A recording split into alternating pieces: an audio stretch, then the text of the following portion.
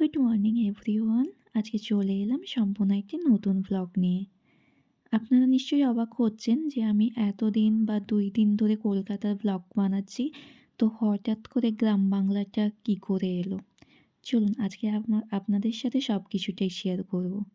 আমি একদম প্রত্যন্ত গ্রামেরই মেয়ে। তো আমি এখন বাবার বাড়িতেই এসেছিলাম। আজ হচ্ছে শুক্রবার আর আমি আরও কাল অফিস করেই এসেছিলাম বৃহস্পতিবার রাতে। তো এটা হচ্ছে আমার জেঠুবাড়ি থেকে আমার বাড়ি যাওয়ার পথ। তো এই মিডিল পথে আমাদের ২ ধারে রয়েছে ধানের জমি। আপনারা যারা শহর থেকে আমার ভিডিওটা দেখছেন, আপনারা নিশ্চয়ই এই সকালবেলার দৃশ্যটা উপভোগ করতে আশা করি খুবই ভালো লাগছে আপনাদের। এবং দেখুন এই দুধারে হচ্ছে ধানের চাষ হয়েছে। এই সবেমাত্র ধানটা উঠবে এই সময়। এখন হচ্ছে শীতকাল যেহেতু, তো দেখুন চারপাশে কেমন হালকা কুয়াশা ভরা রয়েছে। এটা সাধারণত আপনারা শহরে কিন্তু দেখতে পাবেন না। এখন বাজে প্রায় ৭:৩০ নাগাদ আর পরিবেশটা জাস্ট দেখুন। জাস্ট এক কথায় বলতে গেলে জাস্ট ওয়াও!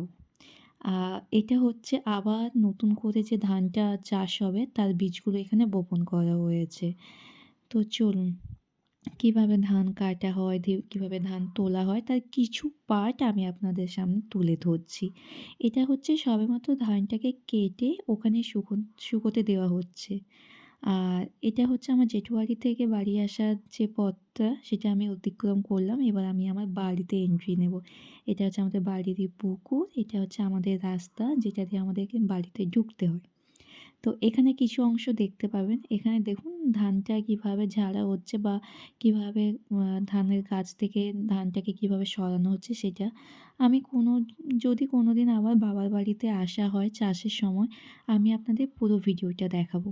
চলুন মেন পার্টে যাওয়া যাক। আজ ছিল এটার জন্যই আমাদের বাবার বাড়িতে আসা। আমাদের কিছু রিচুয়ালস বাকি ছিল বিয়ের। যেহেতু আমাদের ১৫ দিনের মাথায় আমাদের নখ কাটতে হয় এবং আমাদের বিয়ের সময় যে মালা, ঘুংসিগুলো পরানো হয়েছিল ওগুলোকে কেটে ফেলে দিতে হয় এবং ওগুলোকে গর্ত করে একটা জায়গাতে পুঁতে ফেলতে হয়। তো সেটাই করা হয়েছিল। ও ফার্স্ট করলো, দেন আমি করেছিলাম। আর আমাদের মালা, ঘুংসি এগুলোকে মা কোথাও একটা পুঁতে ফেলেছিল। যেহেতু মা এগুলো করে, আমরা খুব একটা করি না। তো তাই মা এগুলো করে নিয়েছিল। এবং সত্যি কথা বলতে আমাদের এই রিচুয়ালসগুলো একটু মেনে চলতে হয়। আর এখানে আমরা চান-টান করে একদম ও আর আমি বসে গিয়েছিলাম। হালকা করে কিছু টিফিনের ব্যবস্থা রয়েছে।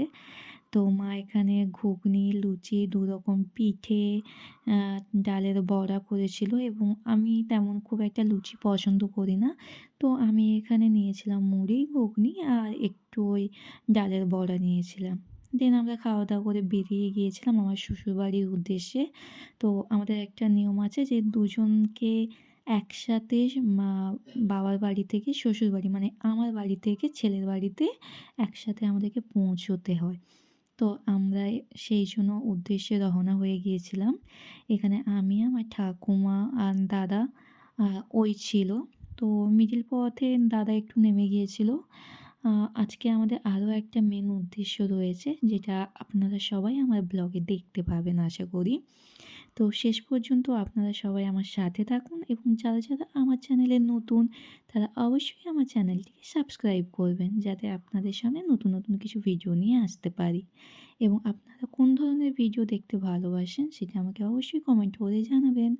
তাহলে আমি নেক্সট ডেতে আপনাদের জন্য সেইগুলোই নিয়ে আসবো।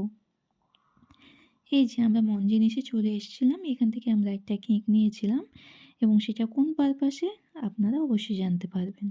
আমার বাড়ি থেকে শ্বশুরবাড়ি যাওয়ার পথে এটা ছিল দাড়িবেড়া। আপনারা যারা পূর্ব মেদিনীপুরের মানুষ তারা অবশ্যই এই মন্দিরটাকে চিনে থাকবেন। খুবই জাগ্রত নাকি আমি শুনেছি, বাট আমি কখনো যাওয়া হয়নি আমার। তো এখানে আমি আমার শ্বশুরবাড়ি পৌঁছে গিয়েছিলাম এবং আমাদের প্রায় ঘর থেকে ১০ খানা ব্যাগ হয়ে গিয়েছিল। কারণ অনেক কিছু দিতে হয় শুনেছি, তেল, মশলা, আলু, আ চাল, সিদার ভাত যেটাকে এক কথায় বলে। তাছাড়া আমার কিছু জামাকাপড় ছিল, আরও অনেক কিছু। তো এই নিয়ে ১০ খানা ব্যাগ হয়ে গিয়েছিল। চলুন আপনাদেরকে এক ঝলকে আমার শ্বশুরবাড়িটা দেখিয়ে দিই। যখন আমি এখানে থাকবো তখন বা যখন আমরা আসবো এখানে, সবার সাথে ধীরে, ধীরে আপনাদেরকে পরিচয় করিয়ে দেব। তো হালকা করে আজকে একটু পরিচয়টা যদি সম্ভব হয় আমি আপনাদেরকে দেখানোর চেষ্টা করছি। এই যে ইনি তো আমার দাদা, আপনারা চেনেন। ইনি হচ্ছে আমাদের বাড়ির মাসি। আ উনি একজন দিদি আমাদের বাড়িতে কাজ করেন। ইনি হচ্ছে আমার শাশুড়ি মা। আর আমার দেওর হচ্ছে আসবে। আর এই যে আমার গোপু সোনা, এটা হচ্ছে আমার গোপু সোনা। আর এটা হচ্ছে আমার শাশুড়ি মায়ের গোপু সোনা। তো এখন যেহেতু আমরা কলকাতার ঘরে শিফট করছি না, তাই আমরা মামুনির কাছেই হচ্ছে আমার গোপু সোনাকে রেখে যাচ্ছি। মামুনি সবকিছু দেখাশোনা করে এগুলোর। তো এখানে হচ্ছে ঠাকুমা আর মা মিলে একটু গল্প আড্ডা দিচ্ছিল। এই যে এটা হচ্ছে আমার মায়েদের রুম, মামুনিদের রুম। মামুনিদের রুমটা খুবই গোছানো। আর আমি সেভাবে এখনো পর্যন্ত রুমটাকে গোছাতেই পারছি না, সময়ই হচ্ছে না। এখানে মা আমাকে ওই একটু হালকা করে কফি বানিয়ে দিয়েছিল। তো বসে, বসে ওইটাই খাচ্ছিলাম। ইনি হচ্ছে আমাদের বাড়ির সবথেকে বড় ছেলে, আমার শ্বশুরবাড়ি। আ আমার ভাসুর এক কথায় বলতে গেলে, তো আমরা দাদাই বলি। খুবই ভালো ইনি। আ এখানে তারপর মা হচ্ছে একটু পিঠে পুলি করেছিল। গুড়ের পিঠে পুলি, যেহেতু শীতকাল মানেই পিঠে পুলিটা মানে খাওয়াটা একদমই দরকার। শীতের সময় একটু গুড় এগুলো খুবই বেনিফিট আছে। এটা হচ্ছে আরেকজন মেম্বার, একজন না অনেকগুলো মেম্বার্স আমাদের বাড়ির। তো আমি আর ও মিলে একটু ছাদে গিয়েছিলাম। বসে, বসে এসছিলাম তো খুব একটা ভালো লাগছিল না। তাই ছাদে গিয়ে একটু ঘোরাফেরা করছিলাম। আর আমাদের বাড়ির ছাদ থেকে প্রায় অনেকটা অংশ জুড়েই সবকিছুটা দেখা যায়, উপভোগ করা যায়। আমি যেমন গ্রামের, তো আমাদের চারপাশটা একটু অন্যরকম। আর শহরের চারপাশটা আরেকটু অন্য, ডিফারেন্ট। এখানে সমস্ত ঘরবাড়ি এইসব নিয়ে। আর আমাদের পরিবেশটা একটু অন্যরকম, যেটা আপনারা সকালবেলায় উপভোগ করেছেন। এখন বাজে প্রায় ১১টা নাগাদ। আ এটা হচ্ছে আমার শ্বশুরবাড়ির ছাদ থেকে বাইরের অংশ। আর এই যে মাঝে আমি একটু ব্লগ-টগ করছিলাম। তো তার মাঝখানে একটু শর্ট ভিডিওগুলোও করে নিচ্ছিলাম। আ যাতে একটু আমার চ্যানেলে আরেকটু আমি কোনো কিছু ছাড়তে পারি বা সেরকম কিছু। এখানে আমাদের দুপুরবেলা খাওয়ার হচ্ছে। যেহেতু আমি বলেছিলাম যে আমাদের বাড়িতে আরেকটা অনুষ্ঠান হচ্ছে কিছু সময় পরে, ছোট্ট করে। বাট তার জন্য এখানে মা, আমার আর আমার দেওর মানে ভাইয়ের একদম ফেভারিট খাবার বিরিয়ানিটাই বানিয়েছিল। এখানে এটা দিয়েছিলাম আমরা, আমার ফ্যামিলি। এটা আমার একজন ননদ, আর এটা আমার আরেকজন ননদ ভাইকে গিফট করেছে। ভাই মানে আমার দেওর। আমার দেওরের নাম হচ্ছে দেবায়ন চক্রবর্তী। তো ওকে আমরা সবাই বিট্টু বলেই ডাকি। অবশ্যই এগুলো দেখে আপনারা বুঝতেই পেরেছেন যে কারো বার্থডে সেলিব্রেট হচ্ছে। তো আমি বলে ফেলি, আ এটা হচ্ছে আমার দেওর, যে আমার ভাই, ওর আজকে বার্থডে। তো তার জন্য একটু ছোট্ট করে আমরা একটু প্ল্যান করেছিলাম। বাট সেভাবে করাটা সম্ভব হয়ে ওঠেনি। আশা করব পরের বছর খুব ভালো এবং একটা বড় করে প্ল্যান করে আপনাদের সামনে তুলে ধরতে। তো আমরা যেটুকু পেরেছি সেভাবেই এটাকে করে নিয়েছি। এখানে মামুনি ওকে আশীর্বাদ করছিল। দেন ও কেক কাটা শুরু করেছিল। আমরা ছোট্ট করে হলেও খুব এনজয় করেছিলাম এটা বাড়ির ফ্যামিলিরা মিলে। যেহেতু সবাইকে একসাথে পাওয়া যায় না। আমরা যেহেতু কলকাতাতে থাকি, তাই সবসময় আসাটাও সম্ভব হয় না, এবং ভাই ডাক্তারি পড়ছে এখন, বর্তমানে ও 2nd ইয়ার আর.জি.কর মেডিকেল কলেজে।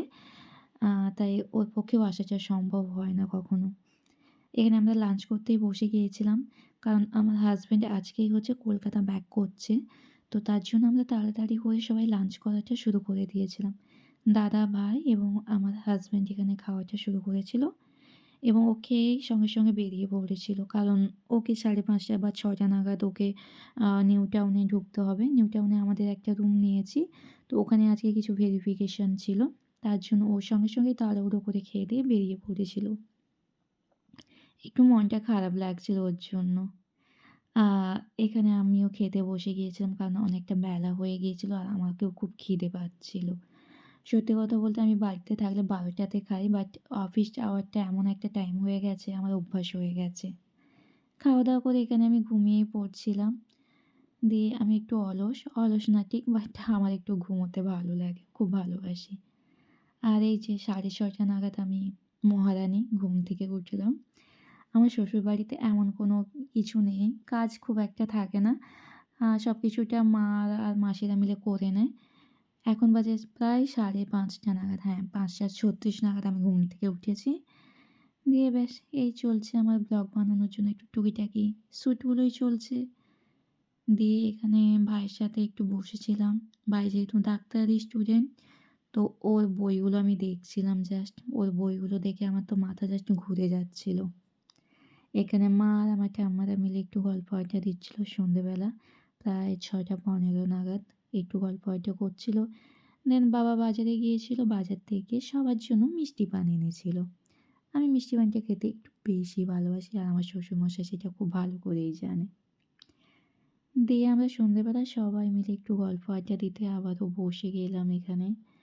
সবাই পুরোনো দিনের কিছু কথা এইসব নিয়ে একটু আড্ডা দিচ্ছিল।